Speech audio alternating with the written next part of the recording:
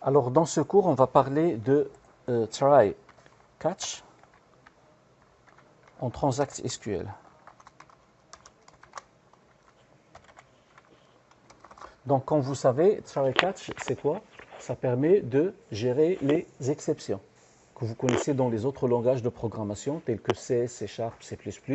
Donc, c'est pour gérer les exceptions et c'est pour éviter le système de tomber dans des erreurs. C'est intercepter les erreurs et les interpréter. Donc, ça s'écrit tout simplement begin try, end try, begin catch et end catch. Tout simplement comme ça. Et puis après, on va faire par exemple select 1 sur 2. Select, ça marche. Et puis après, ici, on va faire select. Il y a un problème. Il y a un problème. J'ai un petit problème avec le P. Voilà. Et on va exécuter ce bout de code. Donc là, il me dit que ça marche. Donc il a calculé 1 sur 2. Il nous a donné 0 parce qu'on a imprimé le 1 qui est entier. On a divisé le 1 qui est entier par 2. Quand je vais faire comme ça, il va exécuter le 1 qui est float par 2. Donc c'est 0,5 et ça marche. Par contre, quand je vais diviser par 0, il ne va pas se planter, mais il va se brancher sur la partie catch. Il va se brancher sur la partie catch. Il va nous afficher ça. D'accord? Et puis après, voilà, tout simplement, on fait begin try et begin catch et ça va s'exécuter. Par exemple, je vais essayer de supprimer un ouvrage qui a des enregistrements dans la table écrire.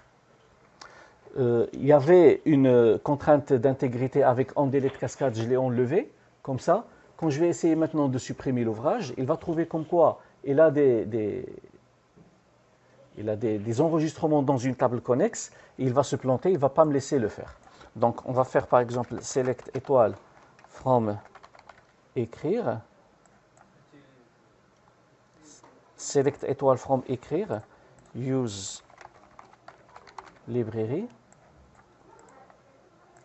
Donc là, je sais que par exemple l'ouvrage 1 est là un enregistrement dans la table écrire. Logiquement, je ne dois pas le supprimer. Par contre, je vais essayer de faire delete from ouvrage where num ouvre égale à 1. Donc je vais supprimer l'ouvrage 1 sachant que lui est là un enregistrement dans la table écrire.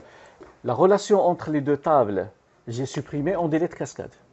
Ce qui fait, ça doit générer, si je le fais tout seul comme ça doit générer un bug. Par contre, si je l'exécute à l'intérieur de try et catch, il va me donner tout simplement, il y a un problème. Et on peut récupérer le numéro du problème, d'accord? On peut récupérer ici le numéro du problème comme ça. Mais il faut être dans la version 2012 et plus haut. Là, je suis sur 2008. D'accord? Si vous êtes sur une version plus que 2008, vous pouvez faire ici throw. Et qu'est-ce qu'il va faire? Il va récupérer le numéro de l'erreur avec son message que vous pouvez exploiter à l'intérieur de votre application C# ou le langage externe.